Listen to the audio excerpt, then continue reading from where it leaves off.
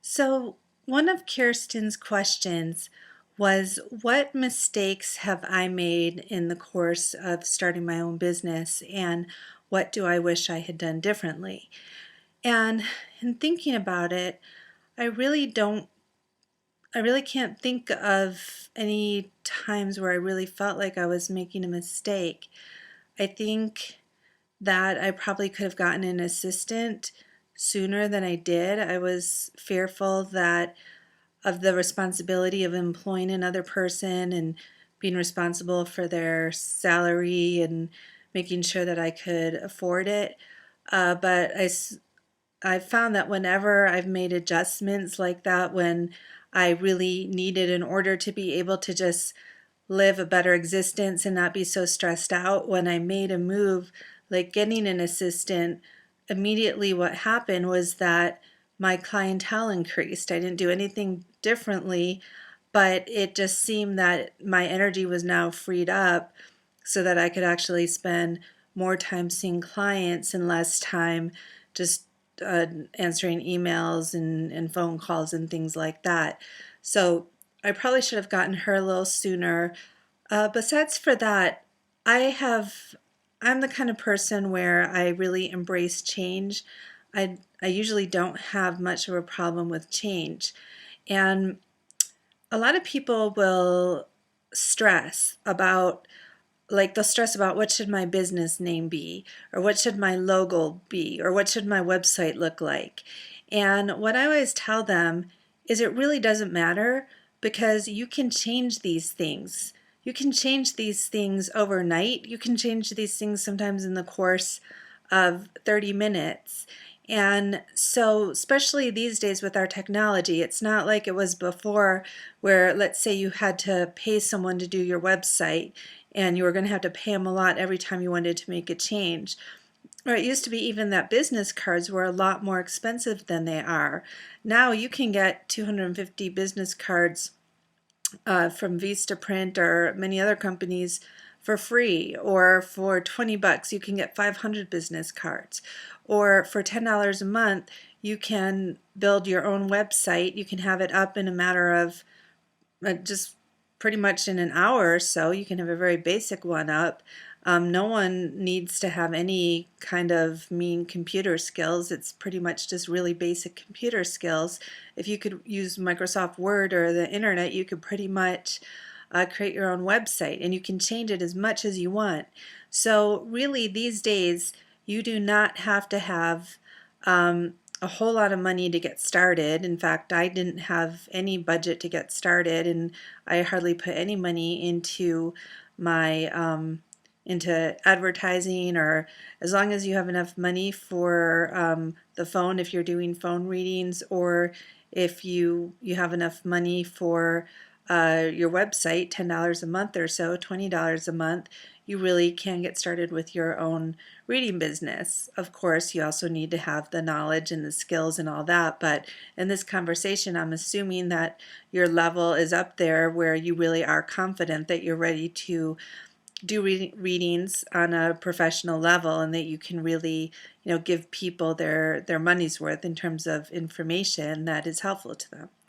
So the great thing is that it doesn't matter if you come up with a name for your business and then you want to change it in a week, or you want to change your logo or anything like that. So if you feel like that's holding you back because you're not sure, of how you want to design your website or anything like that, I'd say just get started. That's the main thing. A lot of times, until you actually start working on a website, you're not going to know how you want it to look. Same thing with a business card, and that's why a lot of these programs right now, online business card creator programs, they have pre-designed templates, so you don't already have to have a vision in your mind of what your logo is going to look like. Just start playing around with their templates. And this is a thing I love, is that you can be so creative without really having that many creative talents, in terms of, as long as you have an eye for what looks halfway decent, then you're going to be able to come up with these tools that you need to represent yourself in your business. And a lot of times the ideas will come to you while you're doing them, not before. So there's no reason to, if you feel like you are really ready to start taking your passion, whatever you're passionate about, to the next level, on a professional level, you can get started right now. So in terms of mistakes, because the question about what mistakes have I made, I don't really feel like I've made mistakes because I was able to adjust myself very quickly. And I think that's true for anybody who can make adjustments. Something works for a week and then it starts to seem like you're not getting too much effect from that, and then you learn from it and you make a change. Initially, I initially, for a couple years, only did readings in person. So when it was time to do a reading over the phone, which I just started out reading my friends, it was a new experience and I wasn't sure how it would work.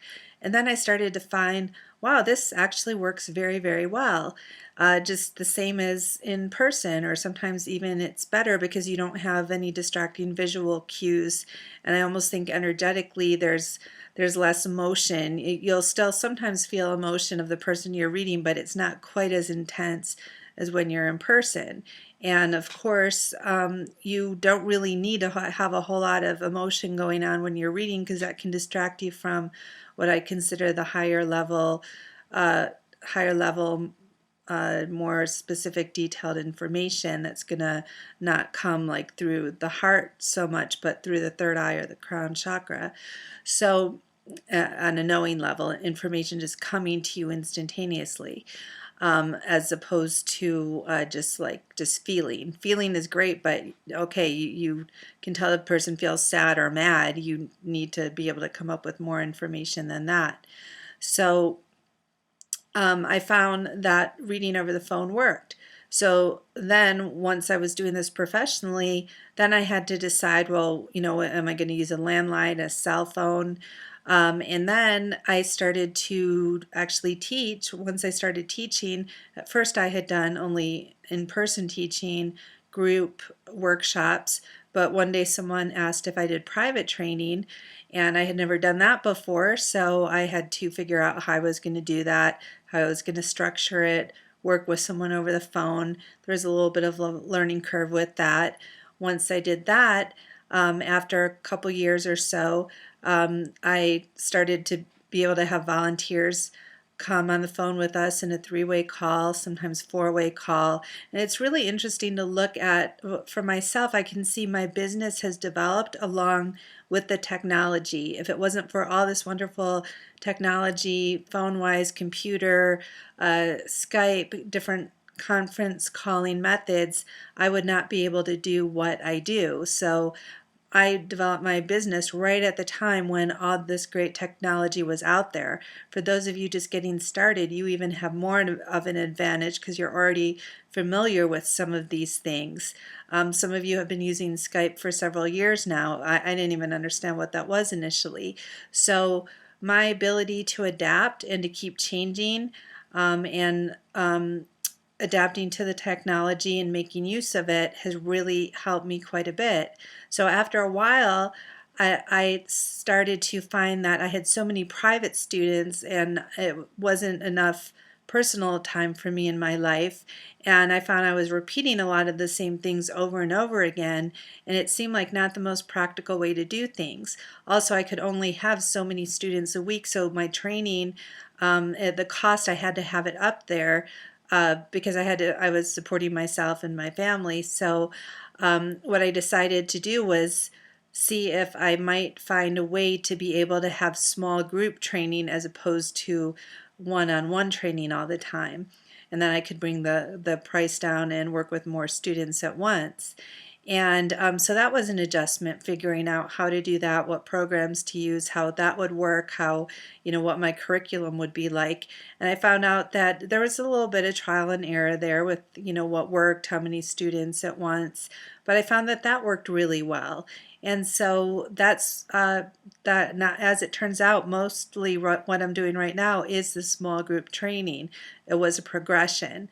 So again, even if you're listening to this and you're not a psychic and you have no interest in psychic related business, but you're thinking of any kind of business, if you get anything out of this discussion, it's that you have to keep adapting yourself. You have to keep asking, what can I do now to be able to, whether it's have more clients or more customers, that's going to fit in with my personal life. And that's how I've always looked at it. Like, as much as I love this work, I also love having a personal life. I love having downtime. I work for myself because I don't want to have to work every single minute unless I choose to work every single minute. And believe me, I do work a lot. But the working a lot, it's not all with clients. It's not all with students every minute of the day. I do, again, a lot of writing. I do a lot of different creative work. And sometimes I'm working all night long because I'm so excited about what I'm working on, but I want to have that choice. And so I've always had to keep looking at, how busy am I? Do I want to be this busy? What can I do so I'm not so busy? And then making adjustments around that. Then getting to the next question, what kind of rates can someone, in this case a psychic reader, building their practice, expect to charge? Well, I think it's a personal choice that every person has to make. There'll be some different considerations when deciding what to charge. Of course, what's the current going rate is a helpful thing. How long have you been doing this? The current, for somebody who has, let's say, been in training for a year or even 2 years and is just getting started professionally, the fee that they're going to charge probably will be lower than somebody who's been doing readings for 10 years or 20 years. Even for, say, someone like myself, I've got 3 books out. I've been doing this for 15 years. So just having that experience and the books and have built up a reputation over time, I've raised my rates. So my current rate right now is $250 for a reading, which is between an hour and hour and a half long. And I feel like that's a rate that I'm comfortable with because I can only do so many readings a week. There are other authors out there with the same level of experience, the same amount of books, maybe a book or 2 more, who are charging 3 times that amount. There's other people out there with no books, but they're charging 2 or 3 times that amount. I personally think that's a lot, and I would not feel comfortable charging $700 or $800 in an hour or for a half-hour session, and that might just be about my own issues. I'm sure it is, but to me that's just too much money. I would just feel like too much pressure, and that it's not even fair to charge up people that much money. But that's coming from my own background and issues. So I'm not knocking someone else who charges a lot more.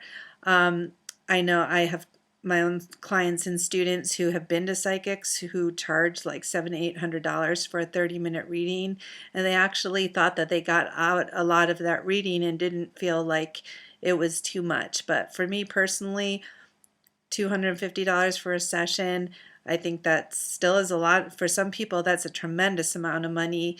And I do sometimes do readings on a sliding scale, so I don't charge always that amount, but that is pretty much what I'm comfortable with. But I started out, again, $10.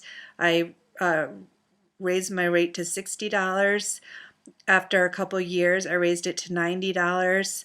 Then it went up to jumped up quite a bit to $175 because my assistant actually convinced me to do that.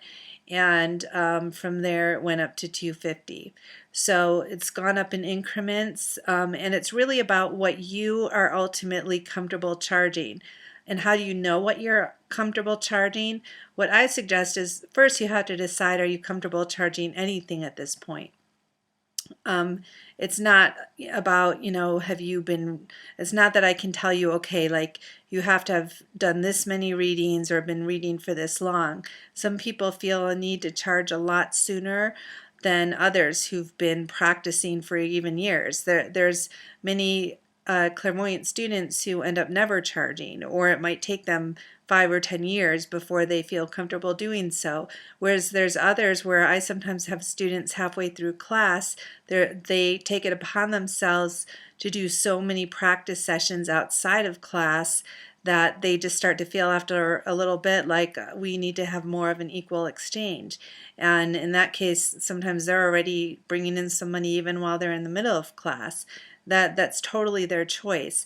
And what I tell people is to tune in. I'll sometimes do this with my advanced students where I'll say, okay, I want you to imagine that you've just done an hour-long reading and someone is paying you $20. Just imagine you're taking that $20, tune into your heart, put your hand on your heart, and think about yourself receiving that $20. And how does that feel? Does that feel like you're happy to receive that? That's a great exchange, or do you feel like, oh, that's just not enough for my time? Do you feel like it's too much? And if you feel like, oh, this isn't really enough for my time, I think I need to charge more than that, then raise it. Then check in with yourself at $50 or $60. So don't just get in your head about, well, other psychics charge this, and if I don't charge this, people are going to think I'm not so good, or people are going to think I'm not experienced enough and not want to pay this. Instead, what you really need to think of is, am I comfortable with this at this moment? And then you need to revisit it. Maybe after doing 10 more readings, check back in with yourself and ask yourself, do I feel really good when I get paid this amount? Does it seem fair, or do I feel like, no, this isn't enough, or maybe this is even too much? And that's really the way to deal with charging for your psychic or healing business. Now, we had another question here. Where did you find your first clients or customers? Well, again, I was working out of a bookstore. There are many metaphysical bookstores that employ psychics, and I think it's a great way to get started. There are some pros and cons to that.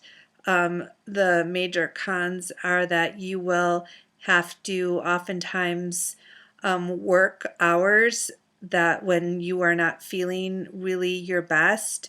And when it comes to, there's many jobs where it doesn't really matter that much. You have a desk job, even if you're feeling tired or depleted, it's not going to be that terrible if you have to sit there and, type away at your computer or answer a few phone calls. But it is very different when you're doing psychic readings. You really do need to be in a very good state of mind. You need to be well rested. You need to feel good. And so sometimes, obviously, even those of us who meditate a lot and tend to be pretty healthy, there's going to be times where you're just not feeling up for doing a reading. But of course, if you're working, if you have an employer, they don't always understand that. And I would say if you're going to look for a place to do readings out of a bookstore, metaphysical shop, then you really want to interview the people who own the place and really get a feel for, one, do they even believe in psychic related phenomenon? Because I can tell you there's some people who actually own psychic bookstores who don't even believe in this stuff or have an interest in it. They're just in it for the money. And that is the last person and when I say you, this conversation I'm speaking to, of course, is for other psychic students and psychics who really are psychics, who are dedicated to this work and to doing your very best job. So the absolute worst people to work for would be people who don't even believe that what you're doing is legitimate. There are some companies too that employ psychics to go out there and read at parties. Reading at parties is a terrific way to get a whole bunch of experience at once. It's going to be different, a different experience reading at a party giving, say, 20, 30 people or even more a 5-minute reading or so versus doing a whole hour reading in a more private setting. There's definitely different ways to handle parties, and that's something that I go over in my advanced class.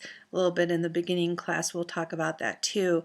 So that's outside the scope of our discussion right now, but that's something to consider as well, whether you work for a company or put out an ad in the paper, that's something that you're able to do. And again, with all of this, sometimes it may be that for a year or two, that's great. It's great experience for you. And then you start to decide, well, you know what, it's a little bit too much pressure for me, or you may love it or you may hate it. It just really depends. But it's definitely something to try. Also, there's a lot of different metaphysical fairs that employ psychics, or where you can get a booth and do readings out of. And I know some psychics do very well with that. So that's something to consider. So reading at parties, reading at fairs, reading out of bookstores, psychic hotlines. Again, you just have to make sure that they really are authentic and the other readers there are authentic, and that you're comfortable with the price that they're charging, and making sure that they're, both legitimate and that they are ethical. Definitely you want to make sure of that. The other thing then is just doing it on your own, promoting yourself, and having your own independent business, doing it out of your house, doing it over the phone. Getting an office space outside of your house is always an option as well. Most people I know end up doing readings out of their home over the phone, and then there's a lot less to deal with than actually trying to bring strangers into your house. I really do not recommend that. Okay, so then the next question was, what skills are essential to succeed in this industry? And by industry, the person asking the question here is talking about energy healing, psychic readings, writing about this stuff. What skills are essential to succeed? Well, of course, you need to have some pretty strong psychic skills if you're going to be a psychic, of course, so that's just a given. But it really helps to have some computer skills because, again, to do a website, to communicate with people through email, to, let's say, do some blogging, writing articles. If maybe you're not cut out to write a book, or maybe you are, but writing skills can definitely help. Of course, communication skills is an absolute must. I would think most people who don't have good communication skills are absolutely not going to want to be a psychic reader. Now, there's other things that you can do with your psychic abilities, such as remote viewing, where, let's say, somebody needs help solving a crime or finding a lost object, and so you're trained as a remote viewer in being able to view locations and objects and find missing people and such. Those kind of people do not need to have terrific communication skills on a verbal person-to-person level, but definitely need to have some skills in terms of being able to communicate effectively what it is that you're observing, and communicating to whatever client you are working with. So I would say, really, to boil it down to what is maybe most helpful, besides for having some computer skills, maybe taking a class in different classes just to help you. Photoshop would be great. I still don't know Photoshop, but I know how to. If I have to create some kind of flyer or something, I've got some programs that I can do that with. Really, let's look at the inner traits, and that's why I wrote my book, Extraordinary Psychic, my second book, because an extraordinary psychic is somebody who not only has strong psychic skills, but somebody who has the courage to take risks, the courage to move forward, the courage to tell people what they need to hear, even when you know it's going to be something that they're not happy about hearing. And I'm not even talking about like, that they're not happy, they're going to hear that there's going to be a problem in their future. Not talking about even problems in their future. Just some people aren't happy when you tell them, you need to stop goofing around and get more serious. No, the person that you have your eyes set on is not going to leave his wife and marry you. That's not going to happen. Some people are not going to be happy about that, but you have to be courageous enough to be able to tell them exactly how it is. And you have to have a level of faith. And that's not just in terms of readings where you have to sit there and have faith that the information is going to come to you. But you have to have faith when you have any kind of business, especially when you are you don't have a whole lot of income outside of your own business.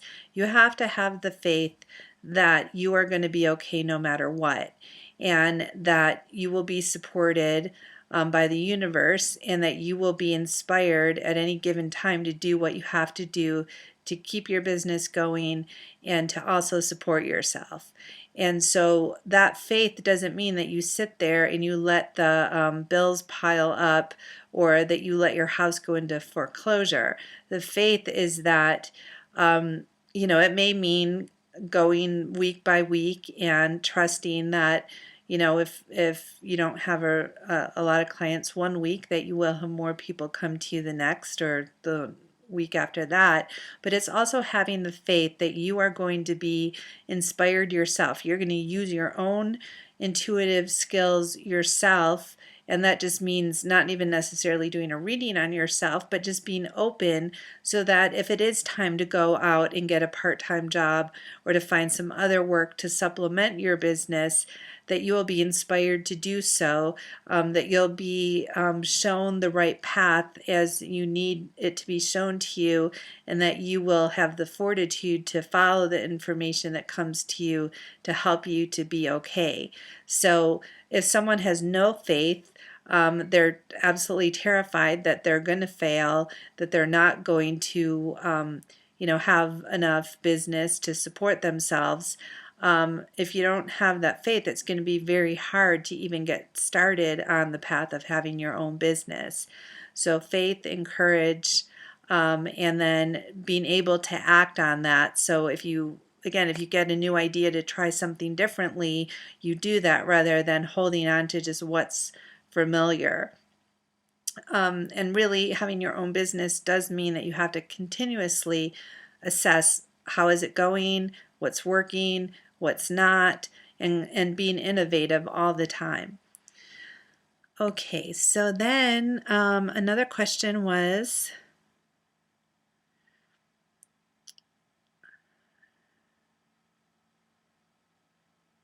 okay, so the question was, this client or this student, okay, so the question was, I've noticed that many local and rather famous energy healers are also psychologists or have some other mental health credentials. How important do you think is it to have a professional mental health background as a healer? Well, I think that it really helps to have training when it comes to psychic work and healing work. And I think as much training as you can possibly get from as many different teachers, from as many different schools, as many different methodologies, the more training you get, and the more varied training you get, it's only going to serve you in your work as a healer or psychic, whether you're charging or not. But really your question was, but besides for that training, is it helpful to, let's say, like have a college degree? Is it helpful to have a degree in psychology or a degree in social work, some kind of degree as a therapist? And I would say definitely those things help. I'd say very much so. My work as a social worker, my training as a social worker and background, I do have a master's degree in social work and a bachelor's degree in psychology. And what those really helped me the most with was learning how to set boundaries. And this would be both during the course of a reading and also in my own business.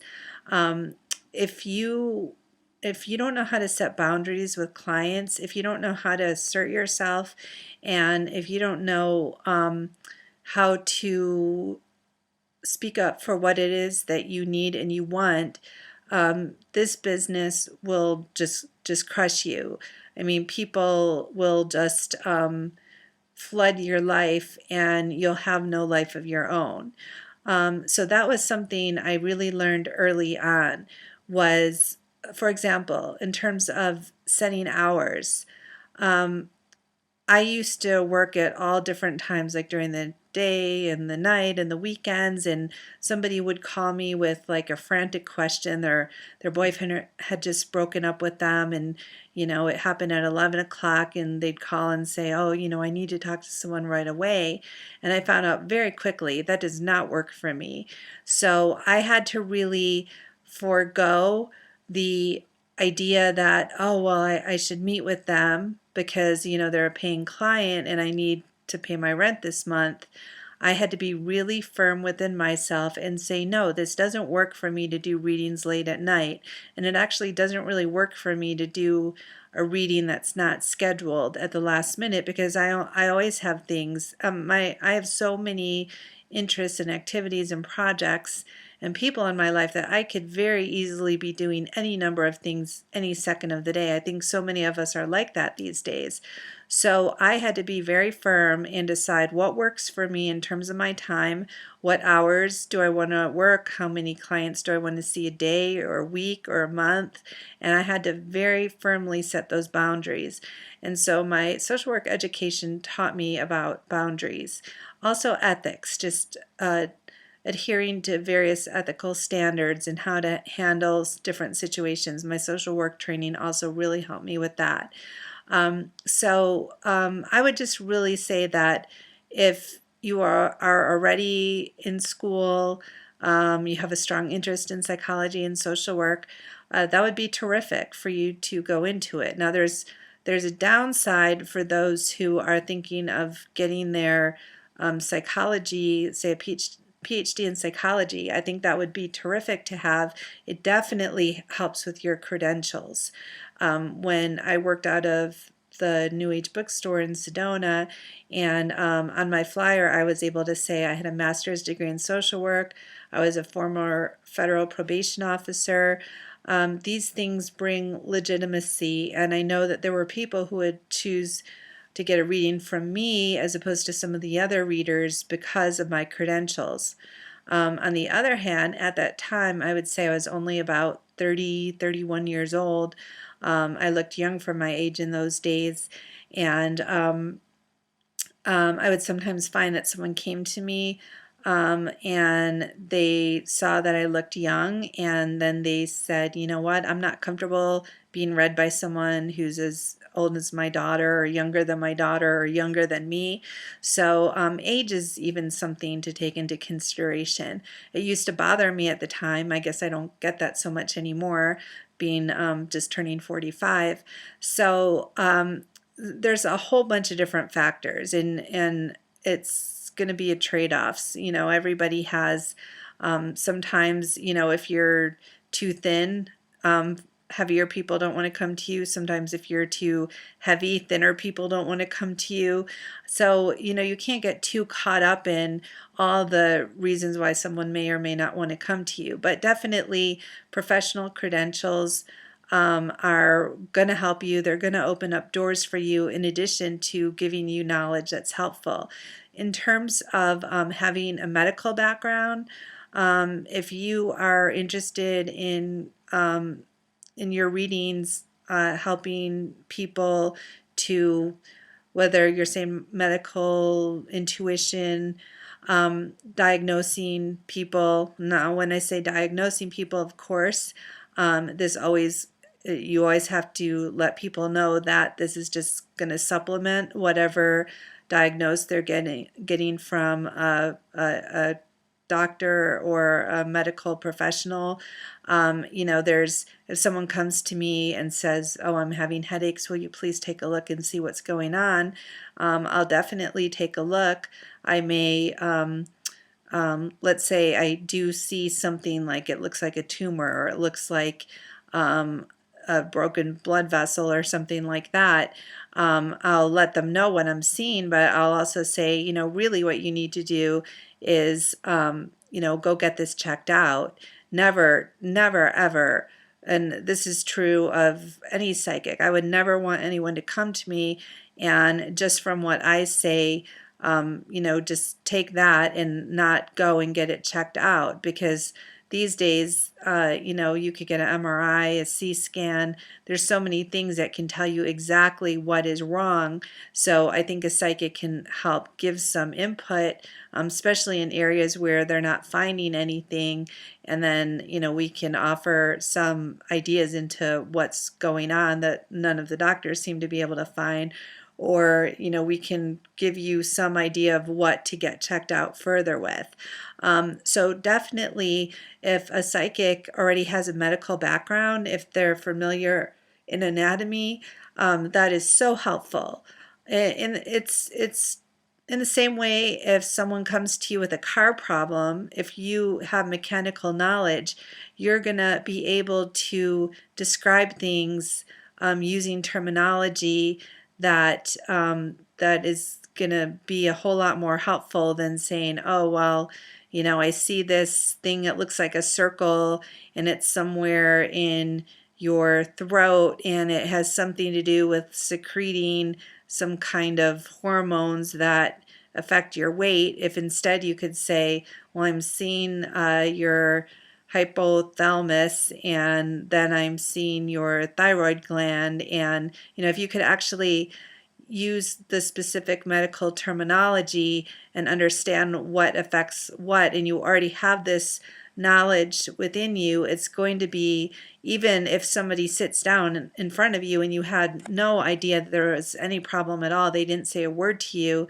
and then you just start describing things, you're gonna have the language to be able to describe in much better detail than someone who doesn't have very much anatomy background. And that's one reason why, even though sometimes I do get health information, overall that's not my personal specialty. That's not something that I'm that interested in, and I really don't have a very good background in terms of anatomy whatsoever, or medical sciences. So that would be something that I would definitely say is a great thing to study. And if you can get, any kind of medical oriented degree, you're going to be more prepared and you're going to have better credentials.